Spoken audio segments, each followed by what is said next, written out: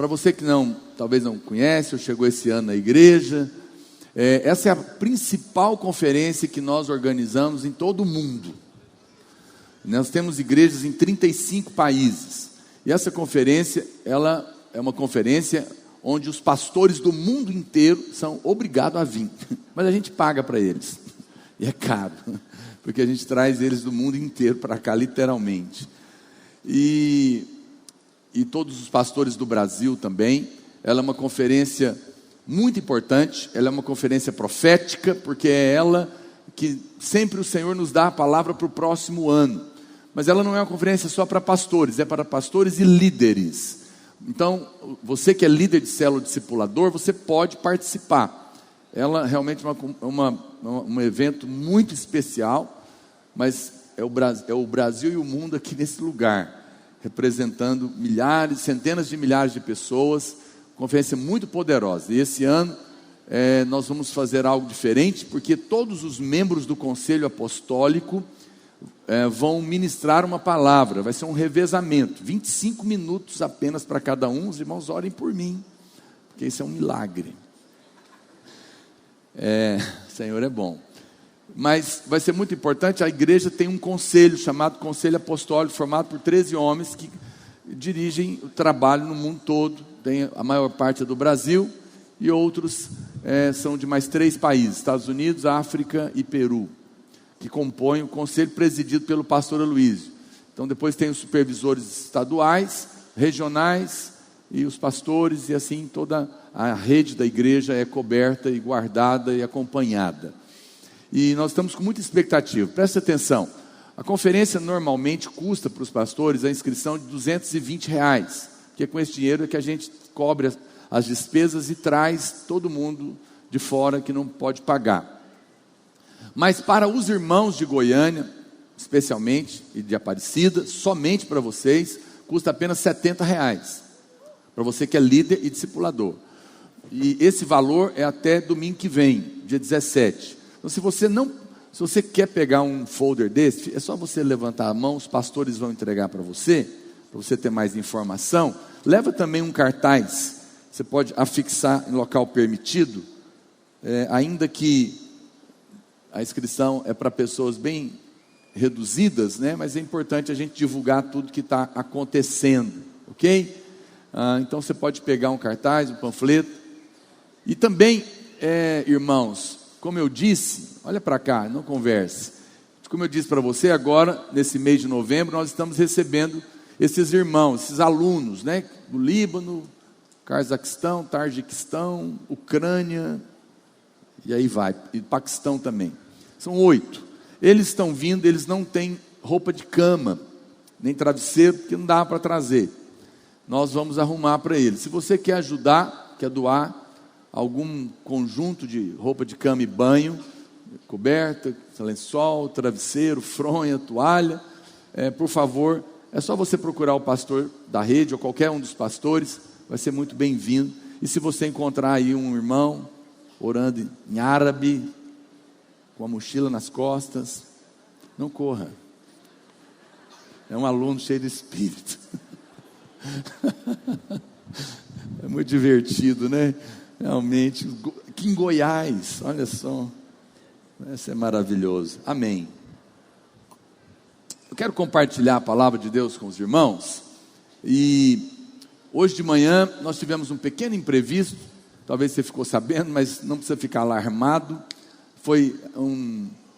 Aí não deu para pregar a palavra. Mas eu vou colocar essa pregação integral no meu canal do YouTube. Amanhã ela já vai subir. Então, se você conhece irmãos que estavam aqui de manhã, não voltaram, por favor, peça para eles ouvirem a palavra, porque ela vai ser muito importante ao seu coração. Então, eu sei que talvez você ficou ouvindo aí, houve incêndio, né? Não teve nenhum incêndio aqui não. O que aconteceu é que aquela tela que tem ali, pendurada, ela tem um motorzinho, e ela, lá dentro da estrutura, tem um transformadorzinho para esse motorzinho, e naquele ali, deu uma goteira em cima dele, e deu um curto nesse transformador, e aí começou a pegar fogo nele, mas foi pouquinho, E os irmãos ficaram apavorados, mas imediatamente foi apagado. A igreja, o sistema, na verdade, está funcionando perfeitamente, é porque o disjuntor cai quando dá um curto. Mas aí os irmãos, ligaram, ele caiu de novo, ligou de novo. O disjuntor é para não ligar, quando ele cai não pode ligar, porque ele está dizendo, tem um problema, né? Foi só isso, e imediatamente, estava cheio de irmãos aqui que são bombeiros, inclusive estão aí hoje nos abençoando. Falei, vem para cá, para o pessoal ficar tranquilo. Mas os engenheiros já vieram, testaram todas as redes de transmissão, já tiramos esses transformadores, esses trem daí, tudo. Então está tudo bem, pode ficar em paz, ok? Foi o que aconteceu, só isso. Eu sei que os irmãos às vezes apavoram, né? Nós encerramos o culto, porque a gente não sabia o que era, não queria colocar em risco ninguém. Mas a igreja sempre é revisada, aqui tem as saídas, tudo feito da maneira correta, né? Para a maior segurança dos irmãos. Então foi o que aconteceu. Alguém ficou sabendo desse negócio? Muita gente, está vendo? Por isso que eu tenho que explicar. Então se você ouvir aí falar que teve, você já, não foi essa confusão toda não. Aleluia. Mas é bom, a gente vai cada vez ficar melhor ainda, né? Então a gente está a evitar todo e qualquer tipo de situação que possa vir a acontecer. Na verdade, a gente está para fazer uma grande reforma aqui no Bueno. Nós vamos arrancar esse telhado e vamos construir uma galeria ali em cima para mais 2.000 lugares. O projeto já está pronto. E nós vamos ficar uns 3 a 4 meses, talvez reunindo na Praça da Bíblia, porque para dar tempo de arrancar isso aqui, crescer, ampliar. Aleluia. Ore por nós, porque nós vamos inaugurar o prédio do Buriti na quarta-feira da conferência. Está já pronto para inaugurar mais um 10º prédio da Videira. Pode dar um aplauso para o Senhor. Aleluia. E depois nós vamos fazer a reforma aqui, vamos construir Aparecida, aleluia, vamos para o Tarjaquistão, para a Ucrânia, para a Rússia, para onde Deus nos levar pelo vento do Espírito, aleluia. E você está participando disso tudo, isso é maravilhoso. Você não se alegra, não? Isso é tão maravilhoso, o Senhor é tão bom, não é? Oh, glória a Deus por isso. É por isso que o diabo quer nos calar, irmãos. Isso é um ataque maligno, mas azar é dele. Maior é o que está conosco, maior é o que é por nós, maior é o que é por você, do que aquele que é contra nós. Vamos dizer isso bem alto, diga comigo assim: maior é aquele. Diga com mais convicção: maior é aquele que é por nós, do que aquele que é contra nós. Diga: se Deus é por mim, mais forte, se Deus é por mim, quem será contra nós? Aleluia, aleluia. O Senhor é por nós, glória a Deus por isso, aleluia. Então, amém.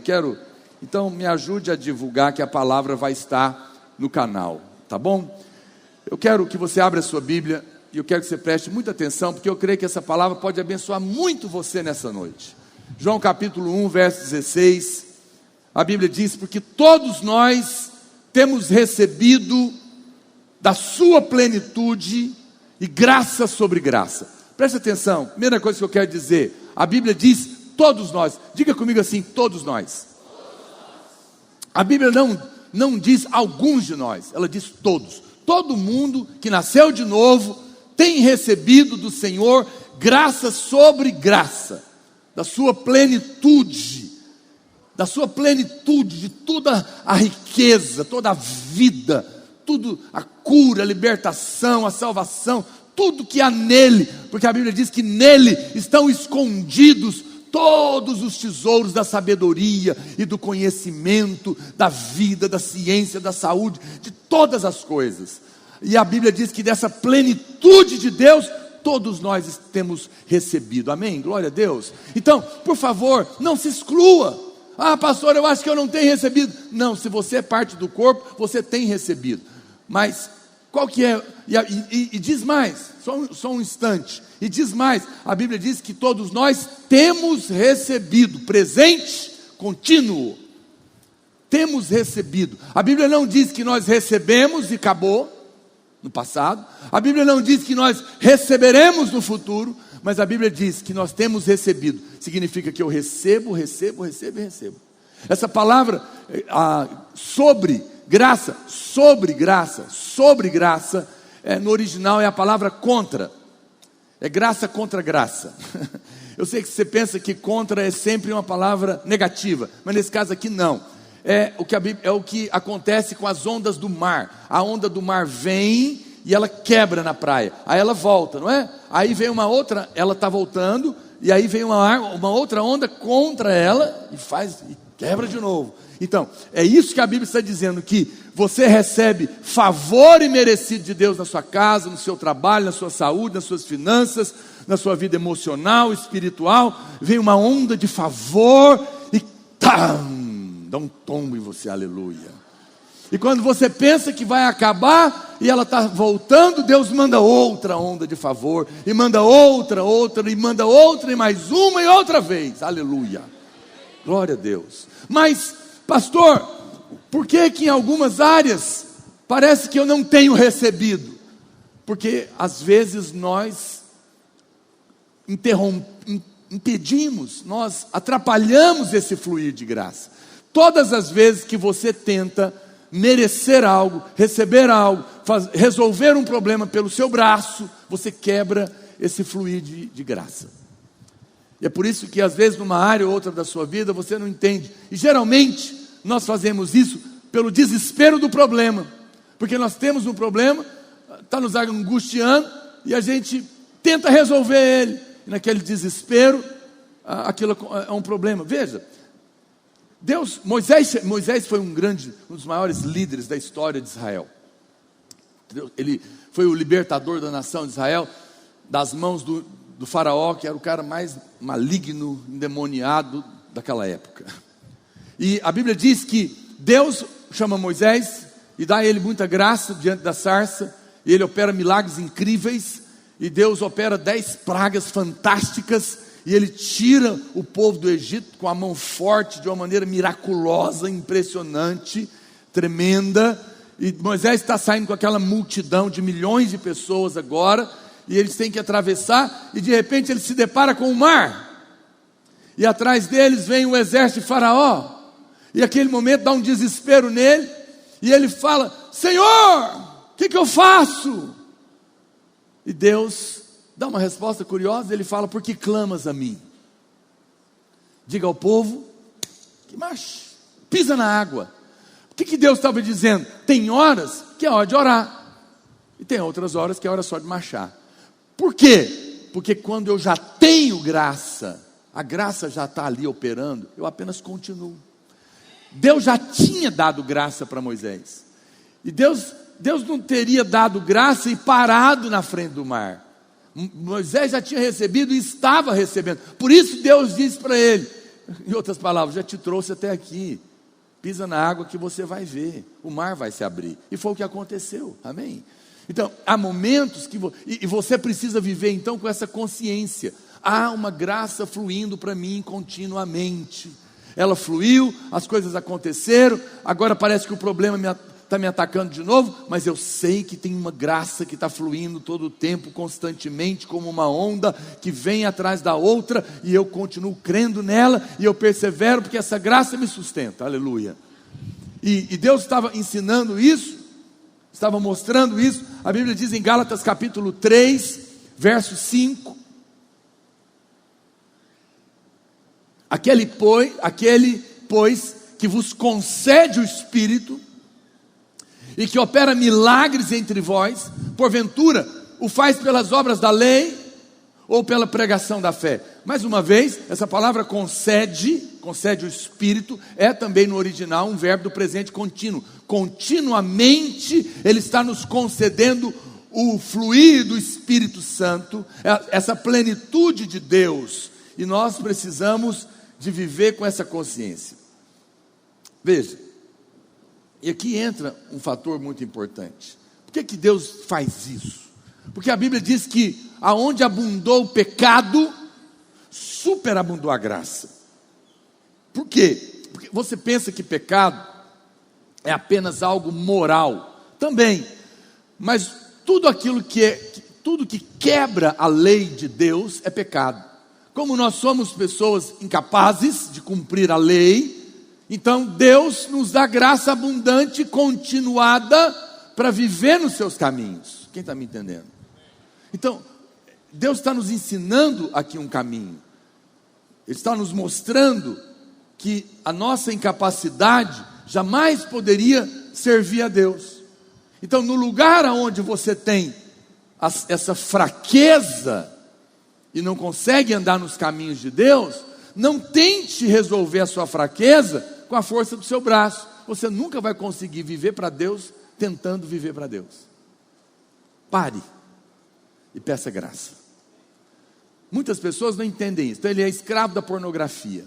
Ele não consegue, ele já quebrou o computador, ele já jogou o celular no lixo, ele já fez de tudo, já fez promessa, já tomou banho gelado, já pulou na urtiga. Nada sai. Experimenta na hora da tentação, dizer para o Senhor: eu estou aqui tremendo, vou cair de novo, não tenho condição. Esse é o meu pecado, essa é a minha fraqueza. Mas o Senhor diz que aonde abundou a fraqueza, eu vou trocar a palavra pecado e vou pôr isso. Aonde abundou a fraqueza, superabundou a graça. Nessa hora você levanta a mão e fala: Senhor, se o Senhor não me der graça agora, eu vou cair. E você vai ver o que é a graça de Deus. Vou ler um testemunho para você, que um irmão me contou. Vou achar ele aqui. Eu li de manhã, mas eu quero ler também. Ele diz assim: queria dar meu testemunho, pastor, não gostaria de ser identificado. Ele me mandou o nome, mas eu não vou ler, porque eu sou policial. Tive problemas profundos com depressão, que me levou a buscar mulheres, bebidas e drogas por muitos anos. Me doava por completo e acabava com as minhas finanças. Já cheguei a passar fome. Passei a ser usuário compulsivo de cocaína. Dia 30 de março desse ano, usei 5 gramas, que é uma quantidade absurda para uma pessoa. Mas, nessa mesma noite, alguma coisa me incomodou. E senti que era Deus querendo me salvar. No domingo seguinte, no dia seguinte, domingo, dia 31 de março, eu entrei na videira e senti o mover de Deus na minha vida. Meu corpo estremeceu, chorei e senti o afago dele. Nesse instante, eu recebi um milagre. Hoje de manhã caiu fogo, agora está caindo água. Alguém desliga aqui isso é profético, irmão. Fogo e água, aleluia. Há um fogo que queima e um rio de água viva que flui. Ah, maravilha. Feliz é você que está na água, né? Deixa eu continuar, olha para cá, amém.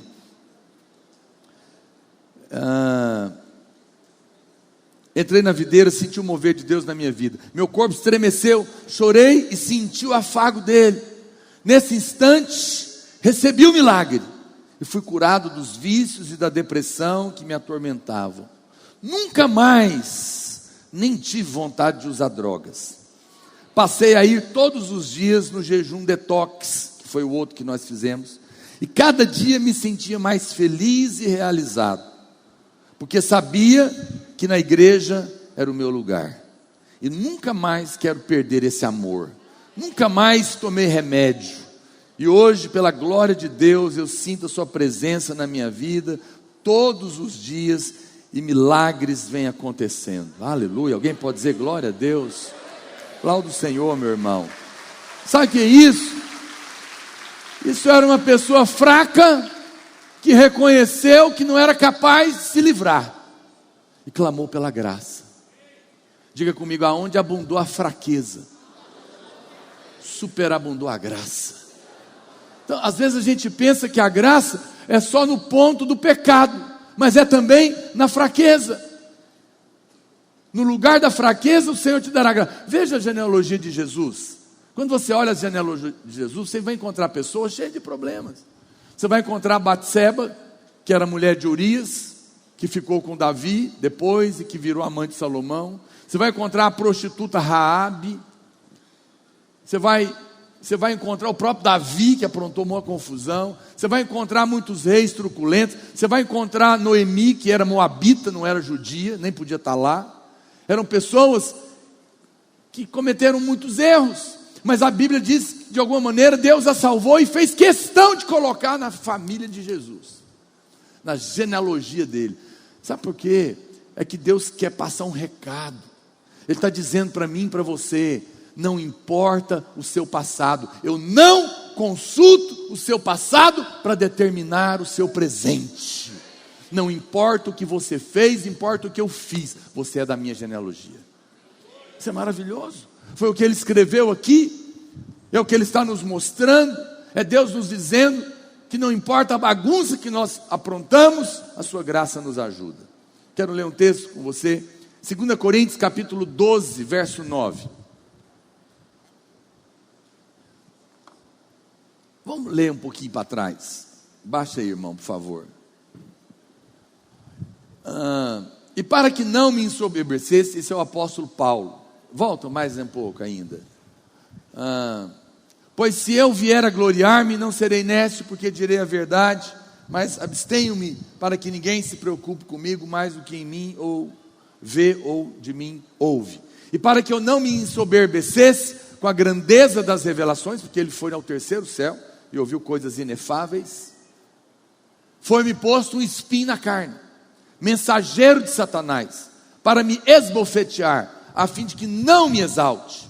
Por causa disso, 3 vezes pedi ao Senhor que o afastasse de mim. Então ele me disse o quê? A minha graça te basta. Vamos ler esse versículo 9 junto, no 3, vamos lá? 1, 2, 3, vai. Então ele me disse: a minha graça te basta, porque o poder se aperfeiçoa na fraqueza. De boa vontade, pois, mais me gloriarei nas fraquezas, para que sobre mim repouse o poder de Cristo. Oh, aleluia! Que versículo incrível e poderoso. Paulo tinha um problema. O apóstolo Paulo estava com um problema. Eu não creio que isso aqui era uma doença. Se você crê, tudo bem, não precisamos discutir. Pelo contexto, provavelmente eram os judeus que perseguiam Paulo terrivelmente, de cidade em cidade, por onde ele ia, tentando impedir ele de pregar a mensagem. E aquilo estava incomodando muito ele, angustiando a sua alma. E a Bíblia diz que então o apóstolo Paulo ora e pede a Deus que tire o problema. E Deus, como que dissesse para ele: Paulo, no mundo tereis problemas, no mundo tereis aflições, mas tenha bom ânimo, eu venci o mundo. Ele responde de uma outra maneira, dizendo: Paulo, você quer que eu tire o espinho? Não se preocupe com o espinho, a minha graça te basta. Às vezes nós temos espinhos. O nosso espinho às vezes é alguém que está nos perseguindo, é alguém que está nos caluniando.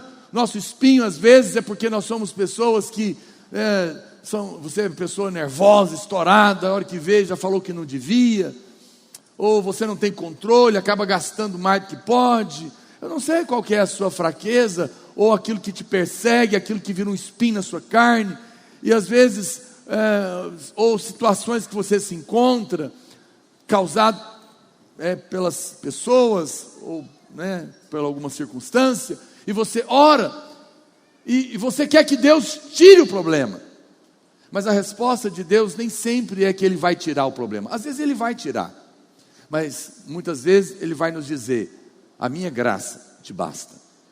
Ele disse para o apóstolo Paulo: a minha graça te basta. E olha para cá, quero te dizer algo nessa noite. A graça de Deus ainda hoje basta. Ela é suficiente. Você às vezes está preocupado, como eu disse, e quer tirar o que está a luta contra você. Mas Deus às vezes vai apenas te dizer: não se preocupe com esse problema. A minha graça é suficiente para você lidar com ele. A minha graça é maior do que o problema que você está passando, e ela basta para você. Pastor, por que Deus faz isso? Porque o versículo continua dizendo: porque o meu poder se aperfeiçoa na fraqueza. Essa palavra poder é dunamis, da onde vem a palavra dinamite.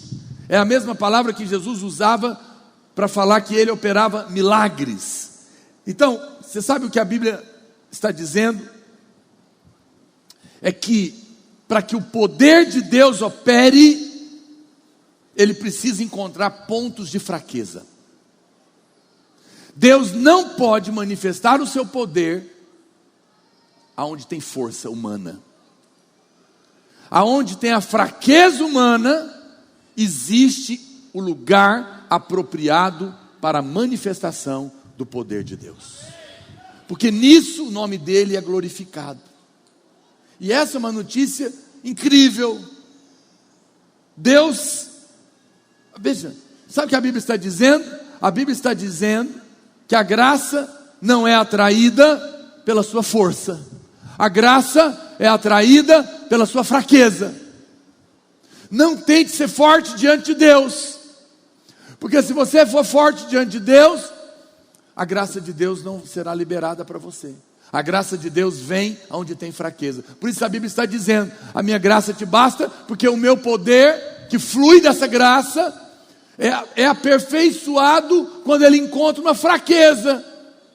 Paulo parece que tem uma revelação celestial, e aí ele pega e fala: aleluia, então de boa vontade eu vou me gloriar nas fraquezas, porque eu quero o poder de Deus. Veja, suportar uma fraqueza é uma coisa, mas se gloriar nela, só quem tem revelação. Paulo entendeu, Paulo viu algo fantástico. Enquanto eu preparava essa palavra e depois compartilhando, Deus falou algo no meu coração, e eu quero falar para você. Olha para cá. Talvez, vou te confessar algo, talvez você já fez essa mesma oração. Eu, como todo mundo, tenho meus pontos de fraqueza. E uma especial me incomodava muito. E um dia, eu falei para Deus: eu não queria ser assim. Por que que o Senhor me fez assim? Por que que eu não consigo lidar com essa situação? Mas eu percebi que Deus não gostou daquilo, porque Deus não faz nada errado. Isso tinha a ver com a minha personalidade. E eu falei: Deus, por que que o Senhor me criou com essa personalidade? Veja, personalidade não é defeito, cada um tem a sua. Não é? São características. Mas eu olhava para o pastor Luiz, por exemplo, que tem outra personalidade, e então isso ajuda ele em algumas coisas, e a minha me ajuda em outras, mas não ajuda nessa, e a dele não ajuda naquela. E eu falava: eu acho que eu não queria essa, eu queria aquela outra, porque nessa situação seria melhor. Mas ao mesmo tempo que eu falei isso, eu percebi que eu falei algo que eu não devia ter dito, porque Deus é perfeito, e Ele cria cada um da sua maneira, e Ele vai usar naquela área. Mas é claro que, por causa da queda, a fraqueza está em todo lugar. Até o dia que eu entendi esse versículo. E que Deus permite pontos de fraquezas na nossa vida, porque Ele quer manifestar poder na nossa vida.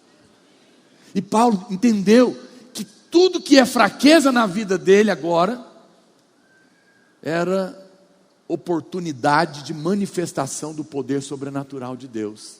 Então ele fala: uau, se tudo que eu tenho de fraco é oportunidade para Deus manifestar e aperfeiçoar o seu poder, então eu não apenas vou parar de reclamar, como eu vou me gloriar. Vou me gloriar. Você sabe, nós queremos nos gloriar nas nossas conquistas, não é?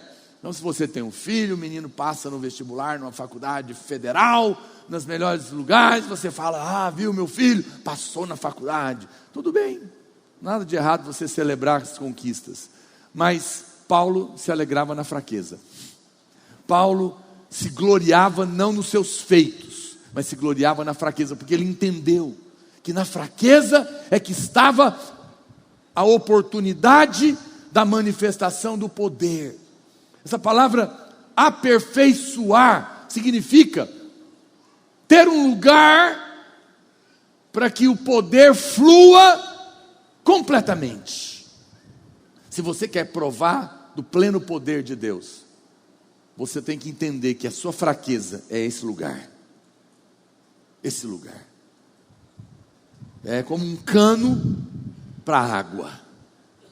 Quando tem o cano, a água vai fluir. Quando tem uma fraqueza, o poder vai fluir ali. Quem está me entendendo? Os irmãos estão me acompanhando? Veja, eu conheço o testemunho de um irmão, pregador. Ele era um jovem, crente, adolescente. Ele era gago. Ele não conseguia falar. E ele conta o testemunho que ele sofria um bullying muito grande por causa disso. E ele tinha um professor muito maligno, que zombava dele, e todo dia punha ele para ler, só para rir da cara dele. E toda a sala ria da cara dele. E ele ficava muito angustiado, ele nem queria ir para a aula. E ele disse que ele orou. Ele falou: Deus, ele tentou, ele falou: eu não consigo me livrar dessa vergonha. Eu não consigo me livrar dessa gagueira. Eu não consigo falar. Ela é um motivo de chacota, de zombaria, de opressão. É uma fraqueza que eu tenho, eu não consigo. Tem misericórdia de mim, me dá graça. E ele se tornou hoje um dos maiores pregadores do mundo da graça. Esse é o testemunho do Joseph Prince. Ele tem pregado em muitos países esse evangelho. E ele era gago. Sabe o que Deus fez? A boca que era fraca, que era motivo de zombaria, que era motivo de vergonha, Deus deu graça. E ela se tornou uma boca para ser um canal e um instrumento de salvação para milhares de pessoas em volta do mundo. Se você tem uma fraqueza, prepare-se. Deus vai manifestar poder nela. E o nome dele será glorificado na sua vida. Deus, o pastor Aloísio, no começo do seu ministério, as pessoas não queriam ouvi-lo, porque ele tinha um problema de dicção. Ele era taclárico. Ele falava muito rápido, assim, não entendia nada que estava falando. Ele não conseguia, ele fazia exercício com um lápis na boca. Ele tentava, era uma angústia. Pediu graça, recebeu favor e hoje é boca de Deus. Na sua fraqueza, eu vou manifestar a minha força. Eu vou manifestar o meu poder. Eu vou me gloriar ali. Por isso Paulo diz: de boa vontade, pois mais me gloriarei nas fraquezas, para que sobre mim repouse o poder de Deus. Jesus, quando aparece aos discípulos, depois da ressurreição, ele entra pelas paredes e ele diz: paz seja contigo. E a Bíblia diz que ele mostra a mão furada. Na Bíblia nada é por acaso. É claro que, por um lado, ele estava dizendo: paz, eu paguei sua dívida, glória a Deus. Mas você sabe, olha para cá, eu vou te falar uma coisa muito poderosa. Jesus, ao mostrar os cravos, a mão dos cravos, ele estava dizendo: olha aqui, ó, no ponto da fraqueza, eu encontrei o poder da ressurreição. Porque lá na cruz, ele se fez fraco no nosso lugar. Ele se fez o homem mais humilhado. Sofreu a morte de cruz. Morreu nu. Não morreu como você vê nos quadros pintados com um paninho, não. Morreu humilhado. Morreu a pior morte. Morreu envergonhado. Totalmente dominado. Se entregou com toda a fraqueza. E foi nesse momento que a maior manifestação do poder de Deus, que é o poder da ressurreição. Porque a vida de ressurreição é uma vida que não morre mais.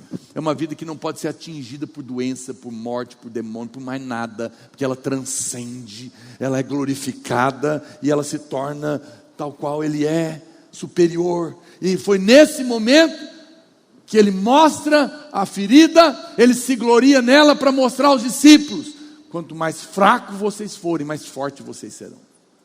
Ele não está dizendo para ser fraco diante dos homens, ele não está dizendo para ser fraco diante das circunstâncias, ele está dizendo para ser fraco diante de Deus. O mundo diz que quanto mais forte você for, mais poderoso você será. Deus diz: quanto mais fraco, mais poder você vai receber. Acredite em mim.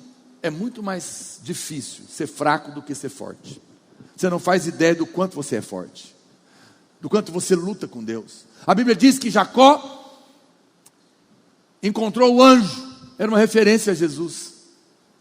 E a Bíblia diz que ele lutava com ele até o amanhecer, porque ele era forte, por isso que ele lutou a noite inteira. Todos nós somos Jacó. A Bíblia diz que ele é o Deus de Abraão, do Isaac e do Jacó. Ele é o Deus da aliança, Abraão. Ele é o Deus da promessa, Isaac. Mas ele é o Deus que transforma Jacós, o Espírito Santo. Todo mundo era Jacó. Todos nós éramos Jacó. E ele está ensinando um princípio poderoso nessa luta. Ele diz que Jacó começa a lutar com ele. E Jacó estava forte, lutou a noite inteira, mostrando força. E a Bíblia diz que o anjo estava para subir, e o Jacó se agarrou nele, e falou: eu não te solto, enquanto você não me abençoar, enquanto você não me der graça, não me der favor. E Deus, naquele momento, a Bíblia diz que ele pergunta: qual é o seu nome? E ele diz: eu sou um Jacó, eu sou um enganador, eu sou um cara ruim, eu sou falso, eu faço coisas erradas, minha vida está ruim. E a Bíblia diz que então o anjo toca na coxa dele, toca na força dele, quebra a coxa dele, e naquela hora passa a ele chamar Israel. Quando Deus quebra a força de Jacó e ele se torna fraco, ele se torna príncipe. É na fraqueza que os Jacós se tornam príncipes de Deus. É na hora que Deus te vence e você se quebranta, que a força do príncipe toma conta do seu coração. E isso é poderoso. Não seja forte diante de Deus, seja fraco diante dele. Reconhece a sua incapacidade de resolver as coisas, os seus conflitos interiores, as suas mágoas, os seus ressentimentos. Eu nunca ensino ninguém a orar que está com ódio, querendo matar o outro, dizendo: eu rejeito esse ódio, sai do meu coração. Não, essa não é a oração correta. A oração correta é chegar diante de Deus e falar: Deus, olha que coisa horrível dentro de mim. Estou com ódio, estou com inveja daquela irmã que acabou de chegar e já está casando com o menino mais cheio do espírito da igreja, mais bonito e mais rico que tem aqui, e eu estou aqui há tantos anos te servindo e estou solteira. Fala, mistérios. Vontade de matar ela, de raiva, de inveja que eu estou sentindo, Deus. Eu tenho vergonha de te falar isso, mas é a verdade dentro de mim. Eu sou invejosa, eu sou amargurada, mas eu não quero isso, mas eu não sou capaz de tirar. Me dá graça, porque essa é a minha fraqueza. Nessa hora, o poder de Deus vai tomar conta do seu coração. Deus vai transformar você. Deus virá, porque essa é a oração que demonstra fraqueza. Demonstra fraqueza. Eu não creio que Sansão era forte. Desculpe você que acha que Hollywood é que sabe da Bíblia. Sansão não era forte, coisa nenhuma. Porque se Sansão fosse um lutador de MMA, um fisiculturista, um brutamonte, por isso ele fazia o que fazia, qual glória tinha para Deus? Nenhuma. Todo mundo sabia que a força de Sansão não era humana. Todo mundo sabia que era uma força sobrenatural, e que ficavam tentando descobrir o segredo dele, que estava no cabelo, que ele era nazireu. Por que ficavam tentando descobrir o segredo? Porque sabiam que não era do corpo, porque dizia: não tem sentido esse cara fazer o que ele faz com essa magreza dele aí. Certamente era alguém comum, e tinha uma força sobrenatural. Por quê? Porque o poder se manifesta na fraqueza. A Bíblia diz que Sansão estava dormindo com a mulher, os filisteus cercaram ele, ele acorda, se levanta, derrota esse povo, arranca as portas da cidade, põe nas costas e sobe para o monte. Você sabe, Sansão é um tipo de Cristo. Ele se fez pecado por nós, arrancou as portas do inferno e subiu aos montes da cruz e derrotou a Satanás, para que você pudesse entrar no céu. Mas é na fraqueza que o poder apareceu. Se você começar a perceber, você vai entender uma chave. Fraqueza, quando a Bíblia diz, o meu poder se aperfeiçoa na fraqueza. Essa palavra fraqueza no grego é asteneia, que significa falta de habilidade para aquela área. Falta de habilidade para aquela área. Isso é fraqueza. Fraqueza não é só pecado. Fraqueza é falta de habilidade para ganhar dinheiro. É falta de habilidade para administrar. É falta de habilidade para ser esposa, para ser marido, para ser líder. É falta de habilidade para o que você quiser. Talvez você está me olhando aqui, eu sei que pode parecer engraçado, mas eu entendo. Você é uma pessoa tímida, você deseja muito casar, você é um homem, um varão, mas você não tem habilidade com as moças. Viu como eu sei chamar a sua atenção? É uma fraqueza, querido. Pede graça e prepara para a fila.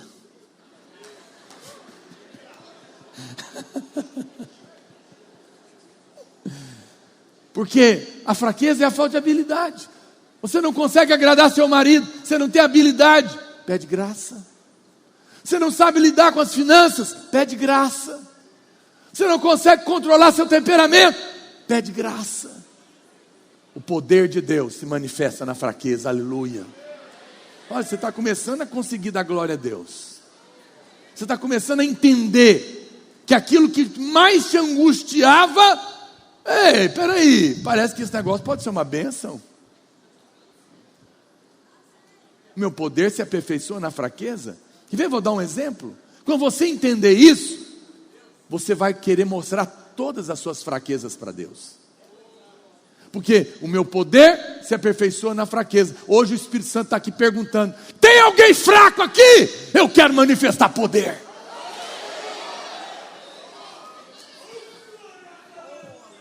Oh, aleluia. Olha para cá.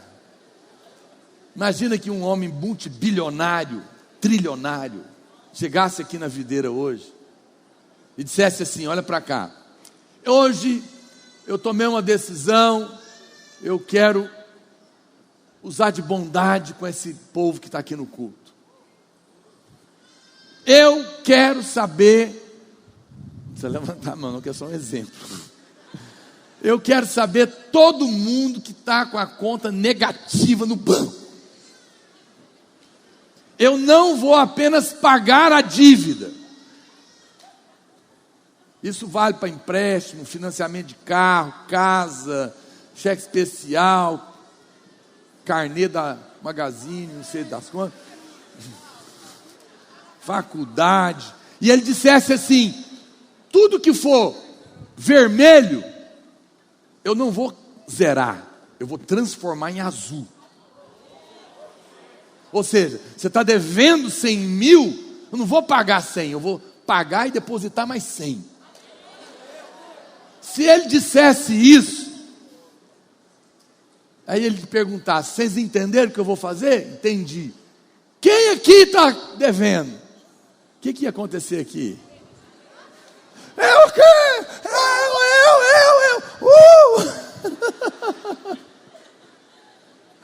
Você ia lembrar de dívida que você nem tem, né? Financiamento, sei lá mais o quê. Por quê? Porque você entendeu. Pois o Espírito Santo está dizendo: se há alguém aqui nessa noite que tem alguma fraqueza na sua vida, me conte, porque eu quero manifestar o meu poder. Essa é uma notícia maravilhosa. Você está entendendo por que o apóstolo agora está se gloriando? Porque ele entendeu que essa é uma chave incrível. Deus ama escolher o fraco para que ele mostre a sua força. Escolher o que não é para envergonhar o que pensa que é. O pequeno para envergonhar o grande. O fraco para envergonhar o forte. Para que ele receba toda a glória. Para que quando as pessoas olharem, elas vão dizer: eu conheço essa pessoa, ela não tinha condição de estar fazendo o que ela está fazendo, só pode ser Deus. Louvado seja o nome dele.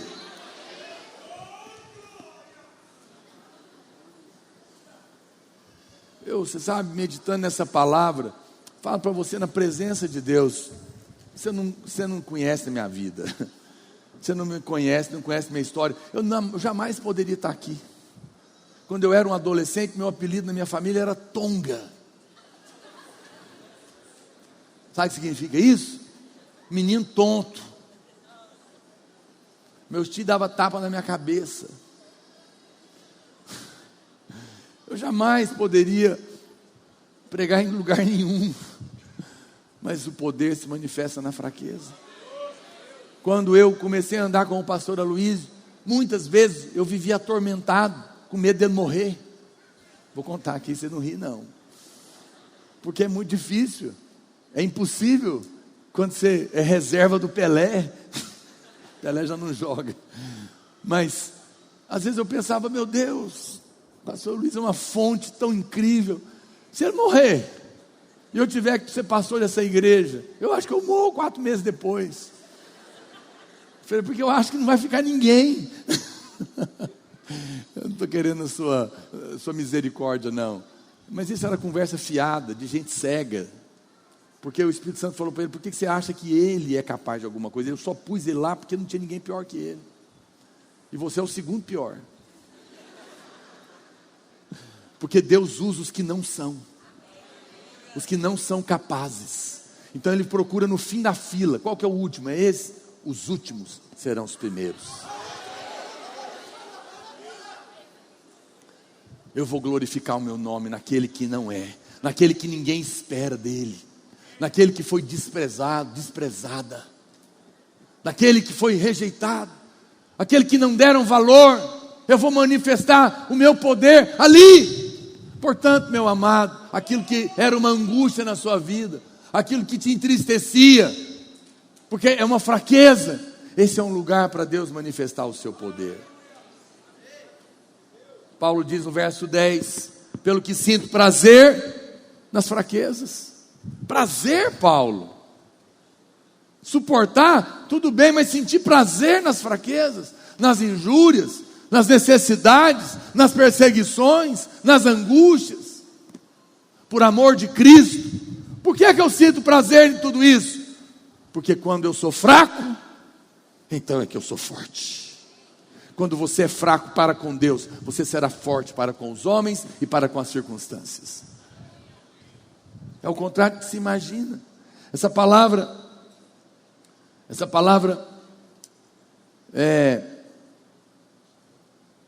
que Paulo está falando, a Bíblia diz: pelo que sinto prazer, porque quando eu sou fraco, então é que eu sou forte, para que o poder de Deus repouse.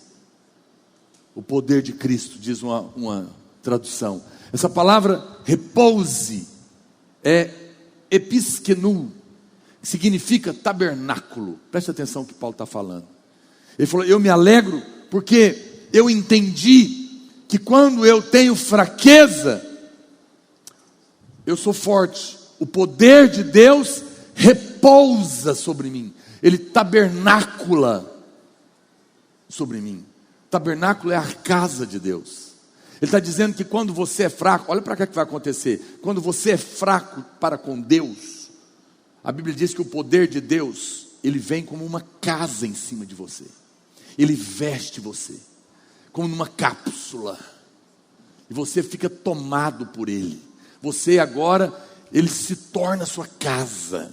Significa que você se torna um poste de alta tensão, de alta voltagem contra o inferno. O diabo não é louco de encostar, porque você agora é a casa de Deus. O poder de Deus tabernacula, se é assim que existe a palavra, ele te envolve por todos os lados, e você é tomado por esse poder. Por quê? Porque não tenho como eu servir a Deus de outro jeito, eu não sou capaz. Então Ele me dá o seu poder de uma maneira extraordinária, para que cumpra em mim, cumpra em você o que Ele deseja fazer. Deus nos chama, o chamado de Deus sempre é para fazer o que você não é capaz. E todos que Ele salvou, Ele chamou. O chamado não é só para ser pastor, Ele te chamou para ser um instrumento dEle, de alguma maneira. E o que Ele quer que você faça, você não é capaz de fazer. E quando você vai chegar à conclusão que você não pode, você sabe, o dia que alguém diz, eu estou pronto para ser líder, não serve mais. Mas enquanto você diz, não sou capaz, você está na hora. Não estou preparado, então é com você, meu querido. Porque Deus usa os despreparados. A vida da igreja é o único lugar, olha para cá. A vida da igreja é o único lugar que para você entrar, o seu currículo tem que ser de fraqueza. Porque nessa hora o poder de Deus se manifesta. Nós vivemos por essa manifestação do poder de Deus que nos envolve. É quando o poder vem e toma conta. O que você acha que é crescer em fé? É não ter problemas? Não! Eu vou te contar o que é ser um homem e uma mulher espiritual, que cresceu em fé. A pessoa que cresceu em fé não é a pessoa que não tem problemas, é a pessoa que vê o problema, vê a fraqueza, reconhece que é incapaz, mas que vê a graça de Deus vindo e manifestando o poder para resolver aquela situação. Ela tem luz, ela está vendo que não é capaz, mas ela está vendo a graça operando na vida dela. Essa pessoa cresceu em fé. Nós achamos que quem é gigante na fé é aquele que não sente mais nada, mas é um engano. Paulo está dizendo, eu sou o apóstolo porque eu reconheço quantas fraquezas eu tenho, mas porque eu tenho fraqueza, eu sei que eu tenho condições de receber poder, e por isso eu me glorio nas fraquezas. Quem está me entendendo? O homem espiritual, a mulher espiritual, não é essa pessoa intocável, que não sente nada, que não tem lutas, que não tem problemas. Amados, quantas noites, quantas vezes, quantos anos nós enfrentamos problemas que você não imagina, que não é diferente de você, e que nós temos que ir para o quarto igual você, e ser fraco diante de Deus, e de uma maneira milagrosa, parece que alguém tira com a mão. Eu posso contar quantas vezes que eu fui para diante de Deus com a sensação de que não tinha jeito de resolver, apenas para admitir que eu era incapaz, e dali meia hora parece que eu não sei nem o que tinha acontecido. Falei, parece até que nem me aconteceu nada, estou com vontade de rir. Crente é o único tipo de gente que entra na igreja chorando e abatido, sai alegre e leve. Porque chega aqui, reconhece a fraqueza, recebe poder e vai embora forte, aleluia. Porque aonde tem fraqueza, tem poder. A carne está aí só para te lembrar que você precisa de Deus. Gálatas capítulo 2, verso 21, a Bíblia diz, não anulo a graça de Deus. Pois se a justiça é mediante a lei, segue-se que morreu Cristo em vão. Todas as vezes que eu dependo da minha força, eu anulo a graça. Eu não anulo a graça. Olha para cá, preste atenção. Eu não estou mandando você pecar. O pecado é errado, e o pecado traz consequências na sua vida. Mas acredite em mim, pasme, não é o pecado que de fato anula a graça de Deus. Porque na verdade, onde abundou o pecado, superabundou a graça. O que anula a graça que Paulo está falando? A justiça própria. Quando eu digo, isso aqui pode deixar que eu resolvo. Quando você dá ouvido para pessoas que pregam autoajuda e dizem para você, as coisas daqui não incomode a Deus.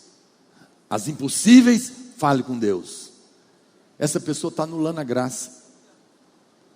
Quer comais, quer bebais, coisas desta vida, ou façais qualquer outra coisa, jogar bola, fazer corte, casar, prender, faça tudo para a glória de Deus. O que é fazer tudo para a glória de Deus? É não ter glória nenhuma para mim. Logo, eu não posso fazer, é Deus que tem que fazer. Eu ouço pessoas falando: não, você recebeu graça para ser salvo, mas agora no evangelho do reino, você faz. Mentira. Assim como recebestes a Cristo, diz a palavra, andai nele. Como que eu recebi? Pela graça. Como que eu ando? Pela graça. É que eu estou à toa, parado na vida? Estava falando isso com a minha esposa essa semana. Não. Alguém falou: vá, levanta. Não. Sim, eu tenho que levantar e trabalhar? Tem. Mas até para levantar eu preciso de graça, porque eu tenho uma preguiça às vezes. Você não tem, não? Tem dia que eu estou numa preguiça terrível para levantar, para vir para a oração. Olha o alívio dos pastores. Saber que não é só ele. Eu tenho que levantar. Eu queria dormir. E eu fico lá com o olho aberto, outro fechado, zonzo. Sem contar as noites que a luta foi até as 2 da manhã. Graças a Deus não são muitas. Só de vez em quando. Sabe? Aí, o que eu faço? Eu sou forte. Posicione! Posição!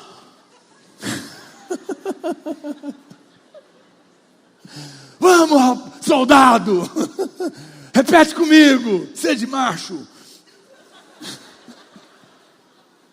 Eu confesso na presença de Deus: Senhor, estou numa preguiça lascada. Estou com sono, com vontade de dormir, mas eu sei que isso é minha carne, eu preciso levantar, porque eu preciso orar, eu quero orar, mas é uma luta do meu espírito com a minha carne. Deus me dá graças, não consigo levantar, me dá poder, me arranca daqui, Senhor. Sério, você está rindo, você acha que eu não oro? Eu oro. Aí, e acredite em mim, de repente, eu estou de pé. Aí eu vou trabalhar. Aí tem dia que eu consegui levantar. Aí eu vou trabalhar. Aí ao ir trabalhar eu estou numa preguiça. Não queria reunir hoje, eu não queria fazer isso hoje, eu não queria dar aula, eu não queria isso. E vocês acham que todo dia a gente está maravilhado assim para pregar? Não está, não tem dia que é luta. E aí eu falo: Deus, eu não quero, não estou com vontade, mas eu sei que esse é o meu encargo. Me ajuda, me dá graça. Quando você reconhece, de repente vem um ânimo, dá ânimo, e eu vou. Não é? Eu fui vendedor muito tempo, irmão, crente. Muitas vezes eu precisava de graça de Deus, porque não é fácil também sair para encarar esse mundo aí, essa selva de pedras. Eu falava: Senhor, misericórdia, me dá graça, porque eu preciso ter graça para acordar, eu preciso ter graça para sair de casa, eu preciso de graça para encontrar o cliente, encontrando ele, eu preciso de graça para convencer o coração dele, eu preciso de graça para que ele assine contrato, depois de assinado eu preciso de graça para entregar o serviço, preciso de graça para que ele pague, e graça para ter sabedoria para gastar. Você está me entendendo? Então veja, no final foi tudo ele que me moveu. Mas tem dia que você já levanta disposto, animado e vai trabalhar. Pois é, porque a graça já está lá. E o dia que eu não estou encontrando com ela, eu peço, ela vem também. Mas tudo é a graça de Deus. Mas quando eu acho que sou capaz, eu anulo a graça. Porque eu estou dizendo: Cristo morreu em vão. Cristo morreu em vão. Eu consigo, eu sou capaz, eu estudei. Essa prova do Enem vai ser fichinha para mim. Melhor você falar: Senhor, eu estudei muito, assim como outros também, mas eu sei que se eu posso chegar lá na hora, me dá um branco, posso chegar lá, fico nervoso, não lembro de nada. Senhor, me dá graça para que eu lembre de tudo que eu estudei, tenha paz, tranquilidade, tenha clareza. Ou não é? Amém? Me dá graça, porque hoje eu vou falar com a moça depois do culto, nós vamos marcando de conversar e eu estou nervoso. E se eu não tiver coragem, o Senhor vai te dar graça. E de repente você vai virar um poeta. Você fala, meu Deus, nem sei de onde que eu arrumei essas palavras tão bonitas que tocaram o coração dela. Senhor é bom. Você sabe o que é anular? Significa frustrar. Olha para cá, meu amado. Não frustre a graça de Deus tentando ser forte. Seja fraco e a graça vai manifestar poder. Você sabe o que Noemi falou para Ruth? A Ruth era a nora dela que ficou viúva. Elas eram pobres. Ela falou, Ruth, vai lá para os pés de Boaz, o seu resgatador, que era um fazendeiro rico, parente, podia casar com ela e resolver a parada. E fique aos pés dele, porque ele não dará descanso a si mesmo até que resolva essa questão. Boaz é um tipo de Cristo. Eu digo para você, Ruth, olha para cá, as Ruth e os Ruths, vá para os pés dele, reconheça a sua fraqueza e fique lá. Ele não descansará até resolver seu problema, até te dar graça, porque a graça se manifesta na fraqueza. Oh, meu querido, o Senhor quer mudar. As parábolas de Jesus, todas foram parábolas de graça. Era sempre para o perdido, era sempre para o fraco, para o pequenino. A água sempre vai correr para os lugares mais baixos da humildade. A Bíblia diz, em Levítico, capítulo 6, verso 4, uma lei muito interessante. É a lei da restituição daqueles que eram os que foram roubados, aqueles que foram enganados, aqueles que foram prejudicados, os fracos. Olha o que diz. Eu estou indo para o final. Presta atenção, olha a boa notícia que eu tenho para te dar. Será, pois, que tendo pecado ficado culpada, restituirá aquilo que roubou, o que extorquiu, ou o depósito que lhe foi dado, ou o perdido que achou, ou tudo aquilo sobre que jurou falsamente, e o restituirá por inteiro, e ainda a isso acrescentará a quinta parte, 20%, aquele a quem pertence, lhe dará no dia da sua oferta pela culpa. Ele está dizendo o seguinte: você roubou 10 vacas do vizinho, ok? Você foi pego, roubou. Aquele vizinho estava no prejuízo, ele era o prejudicado. A lei dizia, você vai devolver as 10 vacas e vai dar mais 2, 20% de multa. Aquele cara que estava roubado, agora prosperou. Essa era a lei. Agora, olha o que o salmo messiânico, que fala de Jesus, Salmo 69, verso 4, é um salmo messiânico, ele está falando do Messias.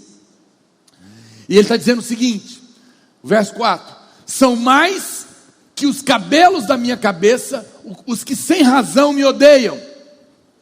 São poderosos os meus destruidores, os que com falsos motivos são meus inimigos. Por isso, olha aqui, olha a notícia. Por isso, eu tenho de restituir o que eu não furtei. O que a Bíblia está dizendo?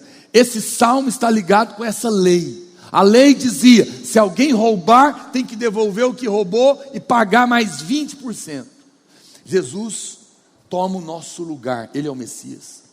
Nós éramos o ladrão, porque nós roubamos o louvor a Deus, nós louvamos a dignidade, a honra dEle, nós prejudicamos pessoas, nós tínhamos que pagar segundo a lei, pagar o que nós fizemos e ainda acrescentar. Olha para cá, quando a Bíblia diz que Ele é o Messias, Ele toma o meu lugar e o seu, então agora Ele se faz o ladrão no nosso lugar, para pagar o que você não é capaz de pagar. Por isso Ele te perdoou. Mas quando Jesus te perdoa, custa para Ele. Quem está me entendendo?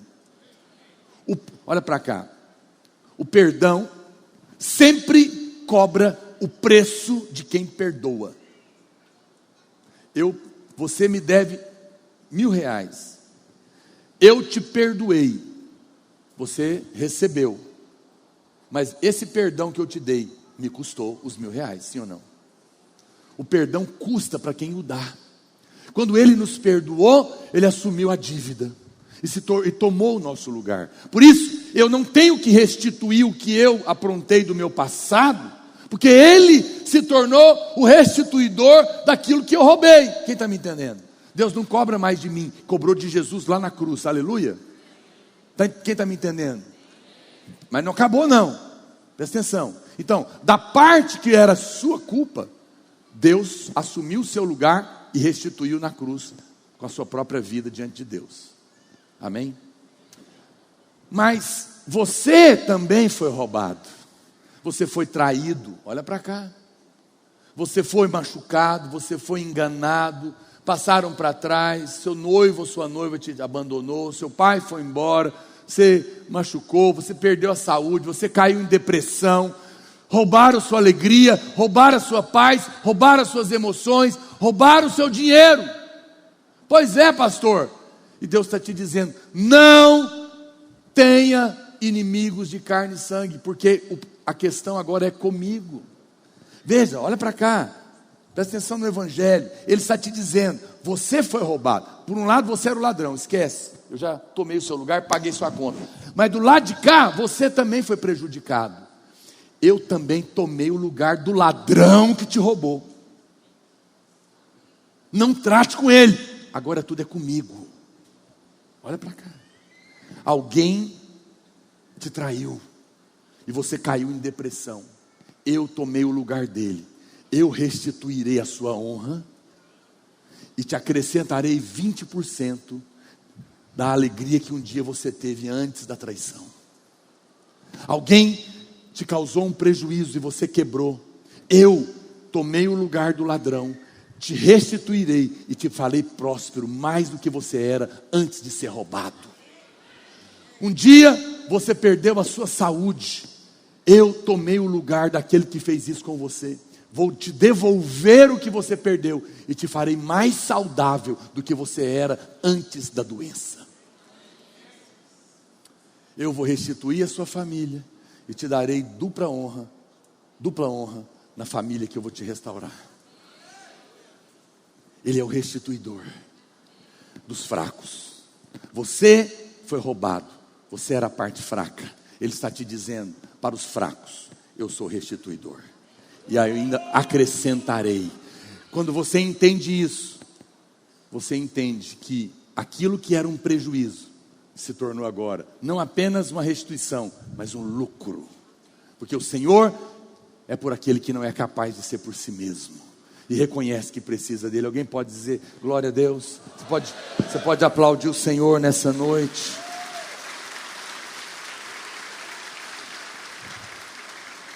Por isso Paulo está se gloriando. O apóstolo Pedro nega Jesus 3 vezes. Não conheço este homem, não sei quem ele é, pragueja contra ele. Ele era o devedor. Jesus toma o lugar dele. E não apenas o perdoa, mas faz dele o líder dos 12. Em Pentecostes, o Espírito Santo está para salvar pessoas, 3.000 pessoas. Quem foi usado? A boca que praguejou, agora é a boca da salvação. E 3.000 pessoas são salvas através do Pedro, porque aonde abundou a fraqueza, superabundou o poder de Deus. Aquilo que foi a sua vergonha, olha para cá, prepare-se, será o seu lugar de honra. Aquilo que foi a sua fraqueza, Deus vai ser glorificado aí. Pedro era um pescador profissional, pescou a noite inteira, não pegou nada, foi envergonhado no seu ponto de subsistência e honra.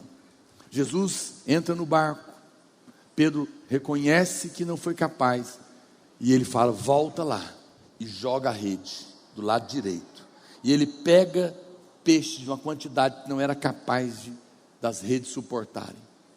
No lugar da desonra, Deus nos leva de volta e manifesta o seu poder. Na área que você foi envergonhado, olha para cá, irmã, eu sinto no meu espírito, há moças aqui que sofreram muito com relacionamentos que não deram certo. E você carrega uma tristeza porque você queria ter casado. Deus te livrou. E no lugar dessa decepção, Ele te dará uma família maravilhosa. Porque Ele é o seu restituidor. No lugar da sua fraqueza, Ele manifestará a sua força e o seu poder. A Bíblia é tremenda. Lá em Mateus, capítulo 19, verso 30. A Bíblia diz: porém, muitos primeiros serão últimos, e os últimos primeiros. Olha o verso 1. Esses dois capítulos estão juntos. Qual que é o contexto que Jesus está falando? Que muitos primeiros serão os últimos e os últimos primeiros.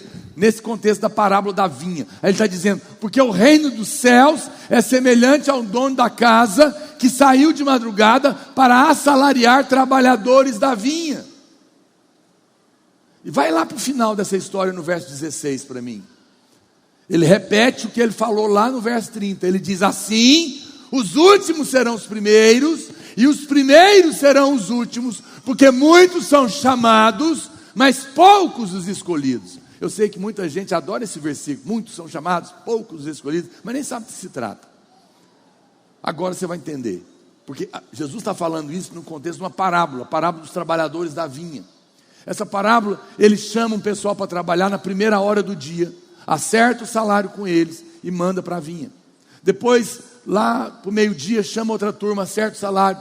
3 horas da tarde, ele chama outra turma, acerta o salário e manda trabalhar. Faltando 1 hora para encerrar o dia, ele encontra um pessoal.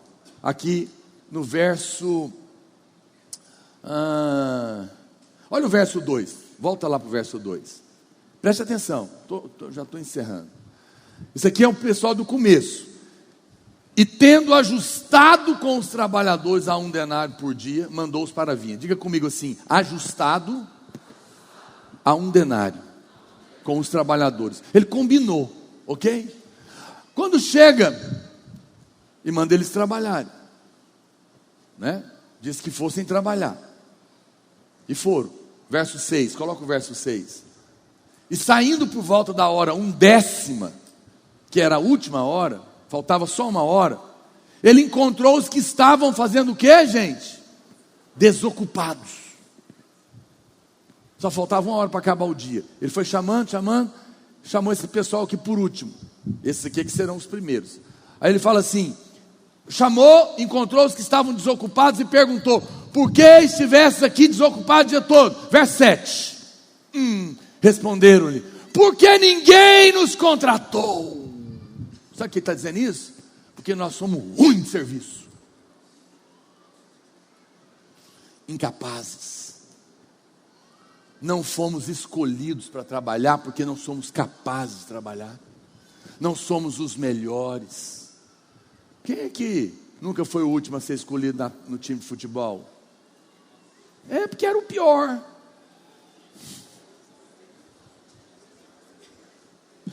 Ninguém te escolheu. Como diz um amigo meu, contou a história da adolescência dele, de 2 moças brigando por ele, Vinícius. Ele falou: as meninas brigavam por mim. Eu falei: é mesmo? Eu fiquei assim, falei: mas tu? Falei para ele. Falei: como é que é isso? Eu cheguei um dia e uma estava dizendo: ele é namorado seu. Que namorado meu? Sai para lá, é seu que ele é.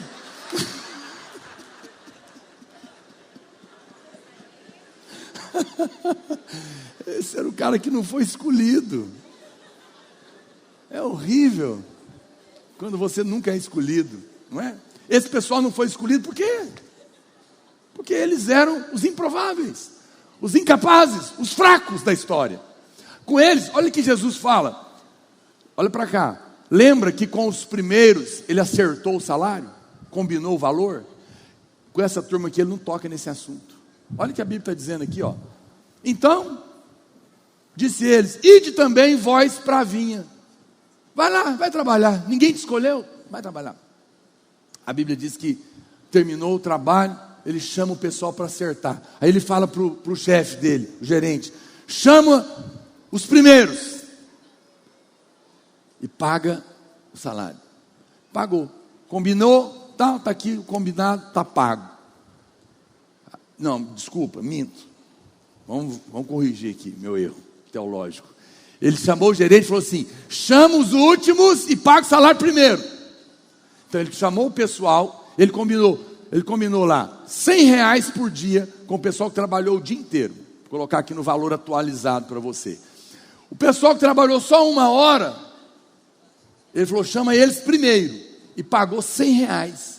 O pessoal que trabalhou 10 horas, pensou o quê? Uai, esse pessoal trabalhou 1 hora e recebeu 100, ele vai pagar 1.000 para a gente, porque nós trabalhamos 10 vezes mais. E foi pagando a turma. Quando chegou, por último, foram os primeiros que foram chamados, ele pagou os R$100. O pessoal revoltou e falou, uai, o que é isso? Você enlouqueceu? Nós trabalhamos 10 horas, você pagou 100. O pessoal trabalhou 1 hora, você pagou 100. Ainda pagou primeiro para eles. Aí Jesus fala assim, eu não fiz injustiça. Nós não combinamos o valor. E eu não te paguei o que é justo. O que você tem a ver com a minha bondade de querer dar para os outros mesmo tanto? Que na verdade é 10 vezes mais. Olha a lição que Jesus estava falando. Aí é nesse contexto que ele fala que os últimos serão primeiros, os primeiros serão os últimos. Ele estava dizendo o seguinte, olha aqui, vocês são judeus legalistas, queriam lidar comigo na lei, pois eu combinei e eu paguei, porque a lei é assim, você recebe o que merece. Aquele pessoal era fraco, aquele pessoal eram os gentios, era aquele que não era capaz, por isso ninguém escolheu eles. E quando eu chamei eles para trabalhar, eles nem tocaram no assunto de dinheiro comigo. Não combinaram nada, porque confiaram no meu coração bondoso e amoroso. Por isso, eles me deram a oportunidade, não de ser justo com eles, mas de ser amoroso com eles. E eles que eram os últimos, serão os primeiros, mas os primeiros serão os últimos, porque muitos são chamados para receber graça, mas apenas os que aceitam que são fracos, são escolhidos para receber a graça. Esse é o versículo. Não tente viver com Deus na negociação. Não pergunte quanto que vai ser, deixa Ele usar de bondade com você. Reconheça que você dá 1/10 hora. Você sabe que hora que Jesus morreu? Na 9ª hora, 3 da tarde. Quem são o pessoal da 11ª hora? É o pessoal da graça. É o pessoal depois da morte, da ressurreição. São aqueles que estão se relacionando, não com base na sua meritocracia, mas com base na graça de Deus. Os irmãos da música, podem subir, por favor. Aqueles homens confiaram na bondade de Deus. E eles experimentaram o seu amor. Olha para cá, querido. Eu não preciso te dar 7 passos para ser fraco. 5 passos para ser o último. Não. Apenas deixe Deus derramar luz hoje na sua vida. Olha para cá, não converse. Eu não preciso dar curso para ser fraco. O mundo está cheio de cursos para te ajudar a ser forte. Deus só quer que você reconheça diante dele a sua fraqueza. Porque quando você é fraco, é que você é forte. Quando você hoje dizer, Deus, eu sou o improvável da minha casa, o último, não fui o escolhido, não fui chamado para trabalhar, não acreditaram em mim. Talvez lá na sua casa você é o filho que ficou para trás, das suas amigas você foi a última, no seu trabalho, não sei. Ou há áreas na sua vida que você fica angustiado porque você não consegue lidar com ela, você não consegue resolver. Talvez você foi abandonado ou traído. Talvez você tenta, mas você não sai do lugar naquela área. É a sua fraqueza. Deus quer manifestar poder para você hoje. Ele quer aperfeiçoar o poder dele nessa fraqueza, e Ele quer fazer um milagre. Ele quer manifestar a dinamite, o dínamos dele. Ele quer fazer dessa fraqueza um cano de poder. Ele quer fluir um favor tão incrível para você, As pessoas sabem dessa fraqueza. As pessoas próximas de você sabem, cobram de você, jogam na sua cara. Deus está te dizendo: não se preocupe com elas, eu sou o seu resgatador, o seu restituidor. Eu já sabia da sua fraqueza quando eu te chamei. Você que estava demorando a admitir ela para mim. Se você entregar para mim, eu vou vestir ela de poder. Eu vou fazer um tabernáculo sobre ela. Eu amo escolher os fracos para manifestar a minha força. Eu amo escolher os últimos para fazer deles os primeiros. Os rejeitados, eu amo escolher para fazer deles os honrados. Eu amo escolher aqueles que foram afundados no pecado para manifestar muita bênção e favor e santidade. É quando você não é que eu sou. É quando você admite a fraqueza que você é tomar de força. E isso é sobrenatural. Quero convidar você para ficar em pé. Você que tem fraqueza para apresentar diante de Deus hoje. Eu quero que você feche os seus olhos, que você erga as suas mãos.